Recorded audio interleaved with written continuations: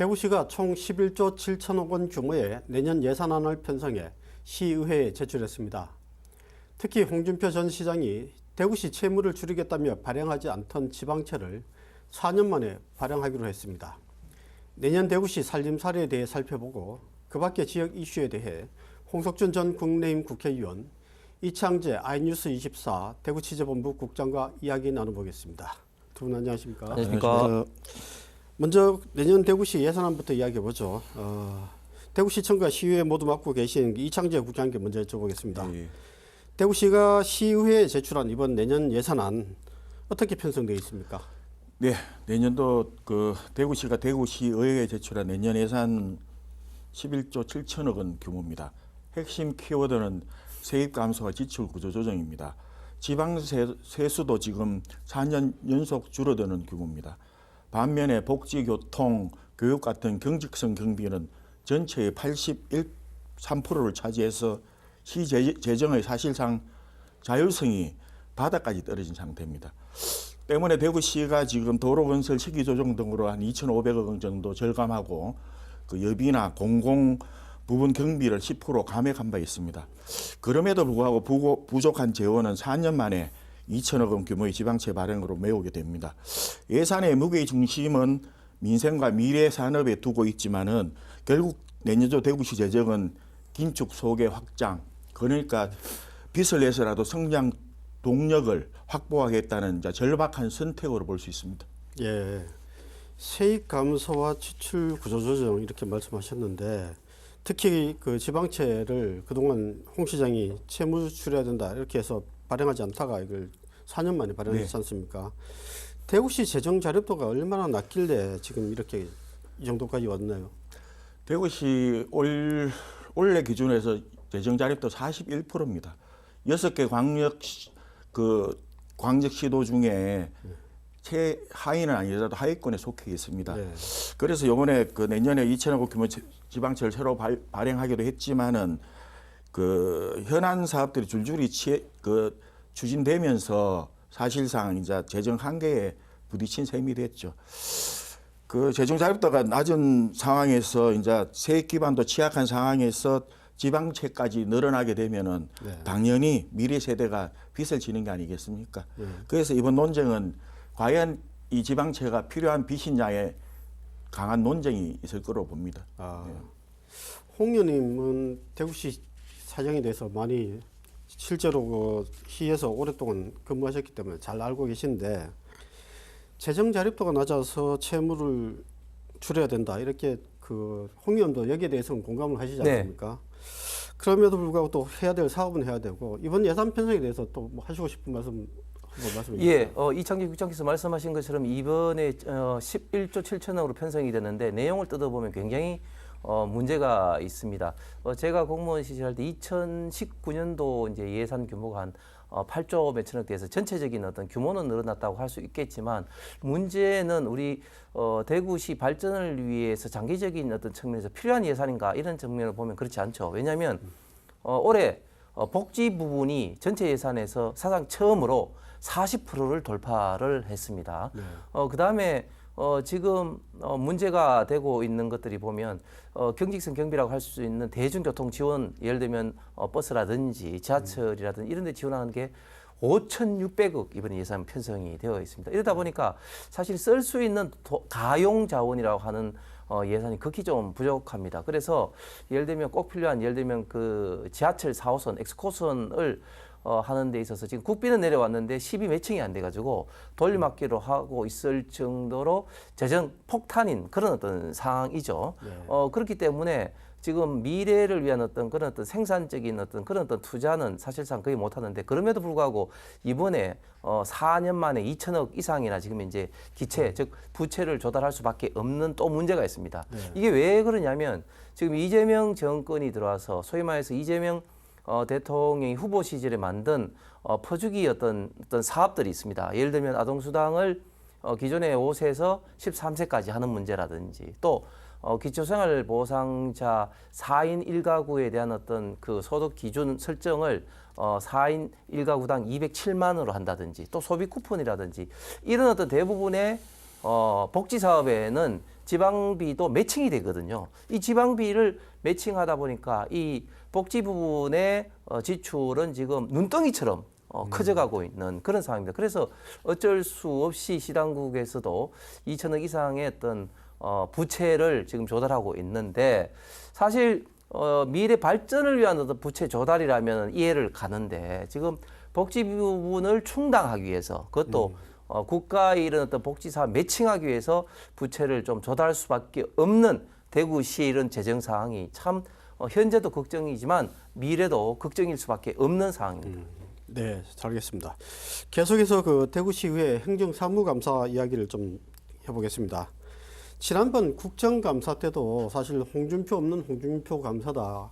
두 분도 그렇게 명탕 감사 아니냐 이런 지적도 하셨는데 이번 시의회 행정사무감사에서도 뭐 지금 홍 시장이 저질러 놓은 일들에 대한 일들이 많이 언급이 되고 있는 것 같습니다. 이 소식도 역시 그 시의회 담당하는 이 국장님께 먼저 여쭙겠습니다. 지금 먼저 그 시의회 행정사무감사 일정 방향 어떻게 진행됩니까? 예, 지난 7일부터 행정사무감사 시작됐습니다.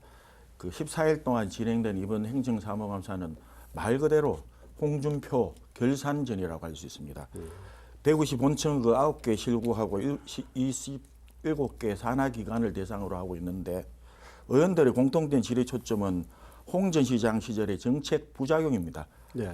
벌써 행정통합이나 대구경북 행정통합이나 맑은 물 하에의 추진의 부실, 혼선 문제, 문화재단 인사 문제, 산하기관 경영평가 부실 등이 집중적으로 지금 거론되고 있고 거론 중입니다. 의회 안팎은 이번 감사를 놓고 홍준표 적폐청산의 서막이라는 말까지 나오고 있습니다. 물론 시민들한테 그다지 뭐 다가오는 건 아니겠죠. 지나간 그 시정을 뭐 지적한다는 자체가 그렇지만은 이번 그 행정사무감사는 지금 행정 실적을 점검하는 게 아니고 앞으로 방향을 새로 세우는 분기점이 된다고 볼 수 있습니다. 네.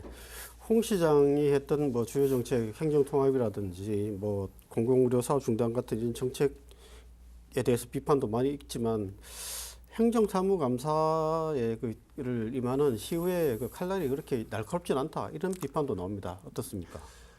날카롭지 않고 그냥 목소리만 크다고 볼 수 있습니다. 사실 뭐 지난 7일 첫날 행감에서도 많은 지적들이 나왔습니다.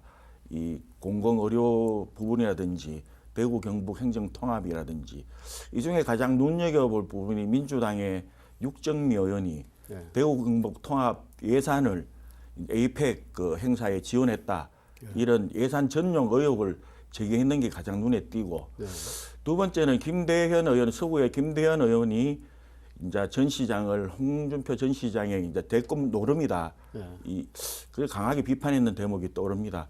공공의료 부분에도 그 이재숙 의원하고 김재우 의원 등이 잇따라 했는데 전문의 한 명 없다고 해서 뭐 생명존중센터나 난임치료센터나 이런 걸 가동을 중지했다는 것에 대해서 강하게 불만을 제기하고 시에 강하게 질타했다는 부분, 이 부분이 이제 가장 눈에 띄는 대목입니다. 앞으로 이제 며칠 좀 남았으니까 더욱 많은 문제가 좀 드러날 걸로 생각하는데 물론 제일 중요한 거는 홍준표 시장 때 이제 그렇게 벙어리처럼 있던 시의원들이 이제 거기에 대해서 강하게 문제를 제기한다는 점에 대해서는 조금 뭐 의아스럽게 생각하고 있습니다. 네. 홍 의원님은 특히 그 홍 시장이 대구 근대미술관 부지를 변경한 데 대해서 뭐 지난번에도 누차 이렇게 굉장히 안타까워하셨고 네. 문제로 지적을 많이 하셨습니다. 네.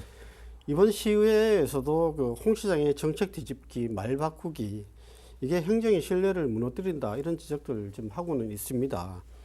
어느 정도 심각하게 받아들이십니까? 예, 일단 뭐 대구가 여러 가지 상황이 뭐 결코 쉬운 상황이 아니기 때문에 정말 그 시정이 어떻게 하느냐가 굉장히 좀 중요합니다. 그리고 좀 전에 저희가 이야기한 것처럼 대구시의 재정 상황이 굉장히 안 좋기 때문에 중앙정부와의 어떤 그런 관계 설정이 굉장히 좀 중요합니다. 저도 대구시에서 근무를 하면서 중앙정부가 우리 대구 경북에 대해서 어떤 시각을 갖고 있느냐에 따라 가지고 정말 그 사업의 성과가 뭐 100%는 아닐지 모르지만 90%가 달라지는 경우는 굉장히 많습니다. 왜냐하면 저 같은 경우는 뭐 자동차 주행심장이 로봇 산업처럼 이런 대형 어떤 사업을 예타를 통해서 많이 하다 보니까 그것을 바라보는 중앙정부의 어떤 시각이 어떠냐 하는 데 따라서 이제 그 사업의 이제 성패가 결정되는 것을 직접 몸소 많이 느꼈는데, 예를 들면 좀 전에 앵커께서 말씀하신 것처럼 상격동 부지에 제가 당시에 이제 선대 본부장과 그리고 인수위에 가서 공약으로 이제 만들고 또 이제 국정 과제로 만든, 예를 들면 이제 국립근대미술관과 뮤지컬 컴플렉스, 이런 어떤 사업 같은 경우는 그냥 그대로 진행했으면 아마 지금쯤 첫 사업을 따서 상당히 좀 건물이 올라갈 정도일 겁니다. 그런데 이것을 난데없이 대구 하원 교도소 부지를 옮긴다 하니까 문화부 등과 충돌이 일어나면서 2년 반 동안 다투다가 결국은 다시 원대 복귀를 했는데, 뭐 이미 이제 정부가 바뀌기 때문에 현 정권에서 그것을 제대로 뭐 챙겨줄 리가 없는 거죠. 이런 식으로 정말 우리가 메모드 사업을 할 수 있는 기회를 놓친 것은 역사적으로도 저는 굉장히 좀 죄를 저질렀다고 생각을 하고, 사실은 경북과 있던 통합 문제만 하더라도 제가 이제 그런 비판을 했습니다만은 사실 이게 굉장히 좀 보여주기 시한 어떤 그런 행정입니다. 왜냐하면 만약에 대구 경북 통합을 진실로 원했으면 우리 대구 경북의 가장 상징적인 통합의 그 상징물이 뭡니까? 대구 경북 연군이었습니다. 그런데 그것을 결국은 홍 시장 초기에 좀 오히려 짜갈라 버렸잖아요. 그러니까 초기에는 대구 경북 통합과는 완전히 다른 행보를 보이다가 어느 순간 대구 경북 통합이란 어떤 캐치프레이즈로 뭐 동네 바다 뭐 현수막을 붙이고 각 관변단체 그렇게 하도록 뭐 유도를 뭐 하고 뭐 그렇게 한 모든 것들이 지금 와서 보면 본인의 어떻게 보면 좀 어떤 대권 노름의 어떤 일환이 아닌가, 이렇게 비판을 좀 할 수밖에 없을 것 같고, 좀 안타까운 것은 시의회가 사실 홍 시장이 있을 때 좀 이런 문제점들에 대해서 좀 따끔하게 좀 지적을 좀 했었으면 좀 좋았을 텐데, 버스가 다 지나가고 난 다음에 손드는 그런 형국이라서 결국은 좀 이런 문제에 대해서 물론 미래에 좀 예방하기 위해서라도 행정사무감사에서 더 좀 신랄하게 정책적 대안을 제시할 필요성은 있습니다만은, 그러나 좀 만시지탄인 그런 감도 좀 있습니다. 만시지탄 말씀하셨는데, 시의회도 그런 이제 제 역할을 그 당시에 했느냐 이런 말도 나오지만은, 지금 행정사무감사를 보면은 공무원들도 모든 것을 홍준표 시장 탓으로만 돌리고 핑계를 대고 있습니다. 사실 그거 외에 다른 답을 못 내지도 않고 있고, 어떻게 보면은 그 홍 시장 그 동안에 공무원들의 역량도 저하되고 있는 거 아니냐. 홍 의원도 여러 번 말씀하셨는데, 지금 정부 예산을 따오는 데 있어서 지금 공무원들의 역량이 지금 발휘되지 못하고 축적되지 못하고 있다. 그러다 보니까 앞으로 할 사업이 없다. 이런 말씀하셨는데, 공무원들의 역량 저하 이 부분 한번 짚어주시죠. 정말 정확한 지적이시고, 결국은 대구시를 이끌어가는 것은 물론 뭐 대구시장과 그리고 국회의원도 중요합니다만은, 그리고 이것을 뭐 정확하게 비판하고 정책 제안을 제시하는 언론까지 중요합니다만, 그러나 결국은 시정을 이끌어가는 중심은 대구시의 간부들입니다. 대구시 국장, 과장급의 간부들이 정확하게 지금 현재 대구 어떤 발전을 위한 어떤 프로젝트를 관련된 뭐 기업이라든지 교수님들이라든지 전문가들하고 해서 고민을 해서 만들고, 그것을 이제 추진하기 위해서 예산을 어떻게 할 것인지, 대형 사업은 예타로 몰아가고 좀 작은 사업은 일반 어떤 예산 사업으로 이제 정리해서 열심히 그 예산을 따는 어떤 그런 과정들이 계속해서 누적이 좀 돼야지 이제 대구 시정이 제대로 이제 굴러가는데, 홍 시장 때는 가장 큰 문제가 뭐냐면, 첫 번째는 너무 자주 바꿔버렸습니다. 그래서 예를 들면 뭐 문화국장이나 이런 어떤 같은 경우는 뭐 거의 뭐 3개월 만에 바뀐 그런 어떤 케이스도 있고 하니까, 사실은 국장 과장들이 홍 시장의 어떤 뭐 입만 쳐다보는 그런 어떤 형국이 되었고, 또 두 번째는 부채 관리를 한다는 명분으로 매칭 사업을 안 하다 보니까 뭐 이렇게 되면 뭐 국비 사업을 따지 않을 어떤 명분이 딱 생겨버렸던 거죠. 그래서 일단 구조적으로 국과장들이라든지 대구시 공무원들이 열심히 뛰지 않아도 되는 그런 분위기가 만들어졌는데, 그렇다 할지라도 결국은 철밥통 공무원이 아닌 정말 그 대구 지역의 미래를 생각하는 공무원이라면 대구시장이 그런 어떤 생각을 갖고 있더라도 뭐 당장에는 뭐 속된 말로 깨지는 어떤 그런 상황이 오더라도 계속해서 홍 시장한테 직언을 하고 뭐 그리고 뭐 그래가지고 뭐 인사 조치를 취하면 뭐 그냥 뭐 다른 부서로 뭐 가든지 그렇더라도 결국은 그런 것을 간투시키기 위한 어떤 노력을 좀 했어야 되는데, 제가 알고 있는 범위 내에서는 홍 시장이 그렇게 하니까 에이 뭐 어차피 안 될 건데, 이런 어떤 자포자기라든지 그런 어떤 생각으로 아예 시도조차도 하지 않았던 그런 공무원들이 굉장히 많다. 네. 이게 첫 번째 문제점이고 또 두 번째는 이런 식으로 돼버리면 앞으로 시장이 바뀌더라도 공무원들이 중앙정부의 어떤 네트워크라든지 경험이라든지 이런 게 갑자기 길러지는 게 아니거든요. 그래서 앞으로도 대중앙정부의 어떤 그런 로비라든지 정책 발굴이라든지 이런 것들이 좀 단절되는 그런 또 문제점도 향후에까지 영향을 미칠 것으로 우려가 됩니다. 이제 지방선거 이야기 좀 해보죠. 내년 지방선거에 출마하려는 공직자들이 실질적으로 법적 사퇴 시한은 아직 멀었는데 연말 연초에 이제 조기 사퇴하려는 움직임이 지금 나오고 있습니다. 어차피 출마할 거라면은 차라리 일찍 그만두는 게 낫다 이런 생각이겠죠. 이 국장님, 시제 보니까 어떻습니까? 그 공무원 인사 시즌에 연말 좀 그 퇴직하는 분들이 많지 않을까요? 네, 맞습니다. 그 연말 연초 인사 시즌을 앞두고 지금 기초단체장에 나올 분들이 공직자들이 줄을 이을 전망입니다. 사실 법적으로는 90일 전까지 사퇴하면 되지만은 지금 대표적으로 권오상 그 지금 대구시 수자원 환경국장이라든지 환경수자원공사, 예, 수자원 환경국장이라든지 홍성주 대구시 경제부시장이라든지 이런 분들이 사실상 12월 중으로 결단을 내릴 가능성이 큽니다. 왜냐하면은 그 자신의 또 인지도는 있더라도 경선을 치르기 위해서는 또 당원들과의 접촉이 또 필요합니다. 그래서 또 사무실도 내야 되고 막 여러 가지 예비 후보 등록을 앞둔 어떤 이런 선거전에 빨리 들어가야지 이 그 자기의 입지를 세울 수 있다, 공천을 확보할 수 있다는 이런 마음이 되게 강하고 또 지역에서는 그런 분위기가 또 일고 있습니다. 그래서 올 시즌에 그 연말은 인사철이 아니고 사실 정치 시즌에 전초전이 될 가능성이 큽니다. 네. 홍 의원님은 경험자로서 법정 시한까지 다 지켜서 공직에 있는 것도 어느 정도 메리트는 있거든요. 사실 공적으로 할 수 있는 부분도 있는데 최대한 공직에 있는 것과 일찍 그만두고 선거전에 뛰던 것 어느 선택이 낫다고 보십니까? 예, 앵커께서 말씀하신 것처럼 공직에 있으면서 이제 하는 것과 빨리 사퇴를 해서 하는 것과 사실 일장일단이 있기 때문에 뭐 어느 측면에서 뭐 딱 잘라서 이야기는 못 하겠습니다. 왜냐하면 공직에 있으면서 이제 공직자로서 누려야 될 여러 가지 뭐 정책적 뭐 내지는 또 여러 가지 어떤 바라보는 어떤 시각이 있거든요. 그런데 딱 사퇴를 하고 나가면 예를 들면 행사를 할 때 어느 순간 자기 자리가 없어져요. 예. 그렇기 때문에 사실 이제 선거 초기에는 그런 것들이 굉장히 좀 비애도 좀 많이 좀 느낄 수밖에 없는데 근데 또 문제는 뭐냐면 좀 전에 우리 그 이 국장께서 말씀하셨습니다만은 직접적인 어떤 접촉이라든지 또 공직자로서 하는 행동 자체가 잘못하면 또 사전 선거 운동에 걸릴 수 있는 그런 위험성도 굉장히 많이 있습니다. 네. 그렇기 때문에 결국 이제 본인도 판단해야 될 부분인데 그거보다 또 중요한 게 한 가지가 뭐가 있냐면 저는 사람이 이제 어떤 일을 하든지 간에 처음도 중요하고 마무리도 굉장히 중요하다 봅니다. 예를 들어서 본인이 공직을 시작했을 때 그런 어떤 마음가짐도 중요하지만 마무리도 중요한데 어떤 마무리가 중요하냐면 본인으로 인해서 후배 공직자들이라든지 어떤 시의 행정에 피해가 가면 안 되거든요. 예를 들면 인사를 할 때 같이 이제 인사를 하도록 이제 해야 되는 거지. 인사 시즌이 이제 끝나고 난 다음에 사퇴를 해서 그 특정 한두 자리 때문에 또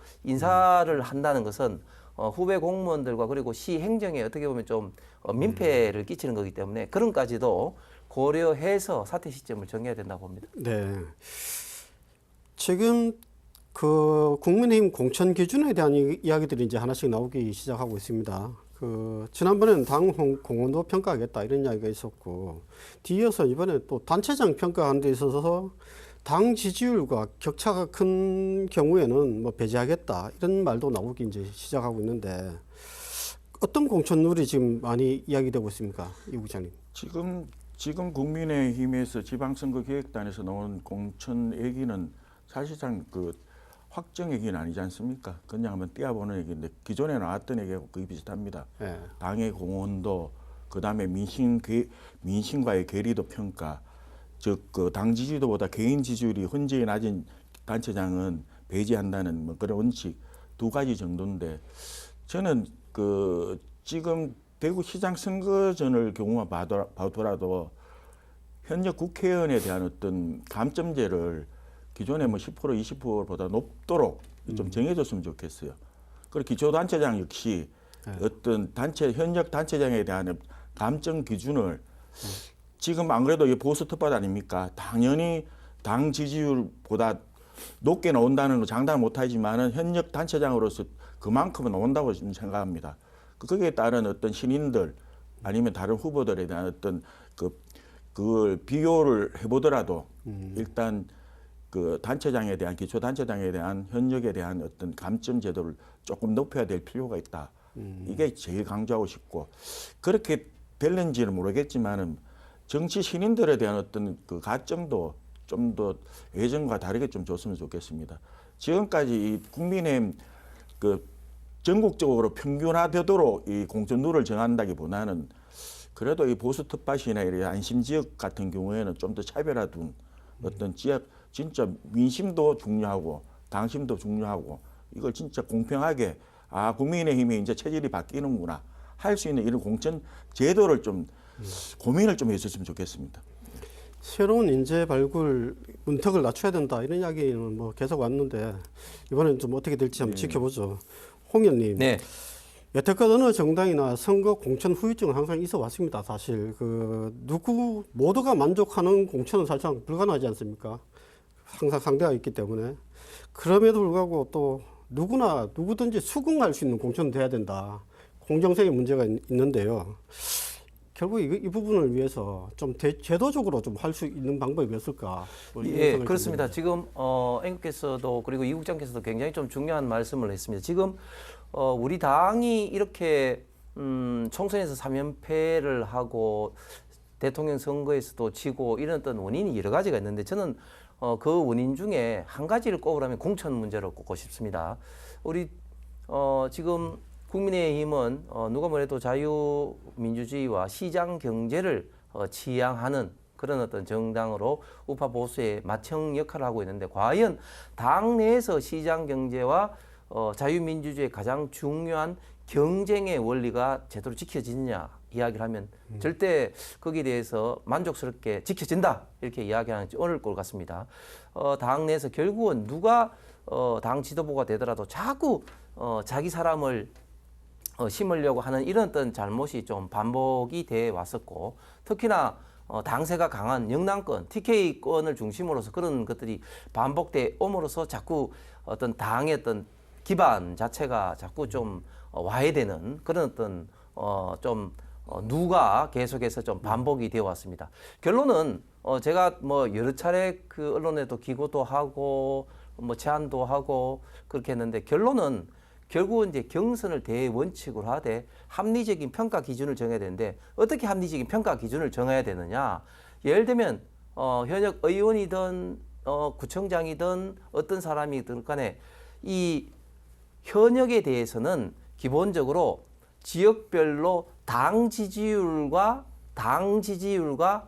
그런 어떤 그 개인의 어떤 지지율 이런 차이를 그냥 마이너스 시켜버리면 됩니다. 그러니까 무슨 말인가 하면 지금 예를 들면 구청장 3선이 뭐 된다 안 된다 이런 걸 아니라 그냥 본인의 어떤 지지율과 당의 지지율을 마이너스 해버리면 잘 못하고 있는 자치단체장, 국회의원들은 그 마이너스 폭이 대구 같은 경우는 엄청나게 클 수밖에 없습니다. 예를 들면 뭐 대구에 우리 그 국민의힘에 대한 지지율이 55%다 60% 그런데 본인의 지지율이 예를 들면 30% 가면 마이너스 30% 감점이 되는 겁니다. 네. 그런 식으로 해서 결론은 가능한 많은 사람들을 경선으로 참여를 시키되 합리적인 평가 기준을 지역별로 당의 지지율과 개인의 어떤 지지율로 환산해서 좀 평가를 할 필요가 있다. 그다음에 정치 신인과 그다음에 이제 그런 어떤 여성이랄까 어떤 정치적 약자에 대한 어떤 배려, 특히 그동안은 없었던 측면을 지금 장동혁 대표와 지금 지방선거 기획단장인 나경원 의원이 굉장히 강조하고 있는 것이 당성, 투쟁성입니다. 물론 지금까지도 그런 부분을 강조해 왔습니다만 그러나 어떤 때보다는 지금 아주 그 부분을 강조를 지금 해오고 있어서 이제 그 부분을 어떻게 평가 기준으로 녹여낼 것인가 이런 부분들이 앞으로 나경원 의원이 중심으로 그 지방선거 기획단에서 해야 될 몫이고 내일 모레 12일 날 장동혁 대표와 11개 국민의힘 소속 광역자치단체장이 지방선거를 대비해서 또 이제 미팅을 가지도록 되어 있습니다. 네. 그런 등등등 자리를 통해서 아마 구체적인 좀 기준이 마련될 것으로 예상이 됩니다. 네, 오늘 여기까지 하죠. 네, 수고하셨습니다. 감사합니다. 철학의 대중화를 위해 대구에서 45년 동안 철학 강좌를 열어온 계명대 모교 철학이 최근 900회를 맞았습니다. 계명대 모교 철학은 국내 최장수이자 세계에서도 보기 드문 입문 강좌입니다. 철학이 외면받고 있는 시대에도 꿋꿋하게 철학의 대중화를 위해 노력하는 분들이 있다는 것이 감사하고 존경스러운 일입니다. 어쩌면 인공지능 사회로의 전환이 빨라질수록 우리에게 더 필요한 건 인간 존재를 탐구하는 철학일지도 모르겠다는 생각을 해보면서 이번 주간 시사는 여기서 인사드리겠습니다. 감사합니다.